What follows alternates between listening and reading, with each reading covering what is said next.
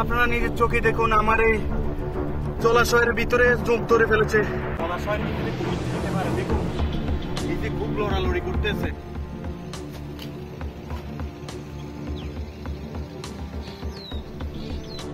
আরে তারা সারার বনভূমির ভিতরে হেলিকপ্টার তাই দমর করে হালাইতে গেছে, কিনলে জানেননি হালার তুই নাম ইয়ানো দীর্ঘদিন বেলে রান্না করে আমি ভিডিও বানাই দেই না, যার কারণে আপনাদের ভালোবাসা।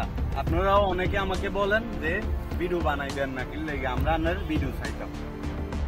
এই মরুভূমি পার হই আমি জংলা তুড়ি ক্যাম্প তৈরি করবো, ওইখানে রাত কাটাবো।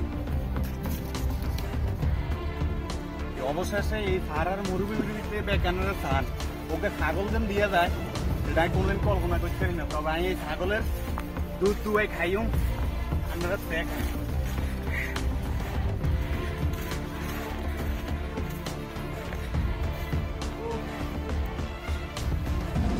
ফারার মরুভূমির ভিতরে ছাগলের অনেক শক্তি।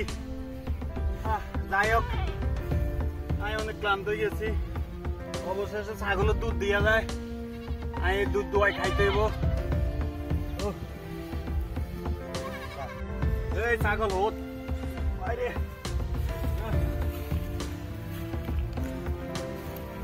যদিও দুধগুলা বুড়া বুড়া, তারপর আমি খাইতে হইব, কারণ ও খুব ক্লান্ত পরান হয়ে গেছি।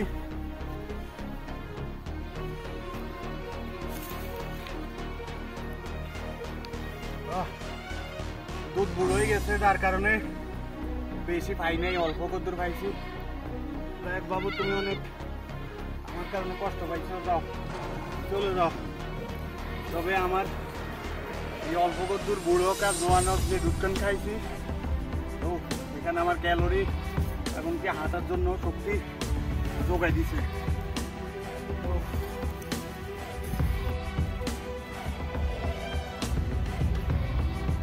দেখুন এখানে কতটা তাপ এই সারার মরুভূমির ভিতরে। কিছুক্ষণ আগে ওকে হাফ মনা মরে গেছে, ইটা হুয়াই একটা হুটকিয়ে গেছে। আমি খুব ক্লান্ত হয়ে গেছি। ও সামনে জলাশয়,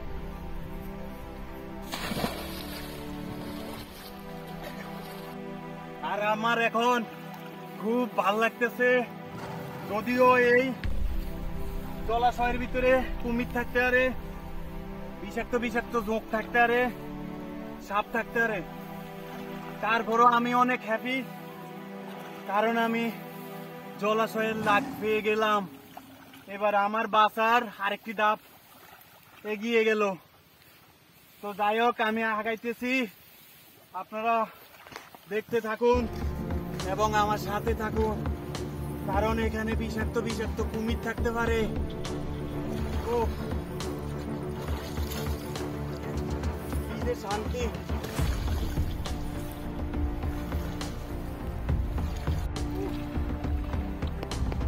আমি একটু আগে বলেছিলাম আপনাদেরকে যে জলাশয়ের ভিতরে কুমির থাকতে পারে। দেখুন এই যে খুব লড়ালড়ি করতেছে। যাই হোক, এই জলাশয়ের কুমির গুলা খুব ভীতু, বুঝছেন, খুবই ভীতু। ওই দেখুন আমাকে দেখে ওর লড়ালড়ি বন্ধ হয়ে গেছে। দেখুন, যাই হোক, হঠাৎ করে আমার পায়ের ভিতরে ফিরি ফিরি করে। এই দেখুন, আপনারা নিজের চোখে দেখুন, আমার এই জলাশয়ের ভিতরে জোঁক ধরে ফেলেছে, দেখছেন? ও দেখুন কত বড় একটা জোঁক আমার এখানে আক্রমণ করে ফেলেছে। আবারও করেছে, দেখুন আবারও আমার হাতে। দেখুন অবশেষে আমি এটা ফেলে দিলাম। আমি বললাম না এই জলাশয়ের ভিতরে বড় বড় জোঁক আছে।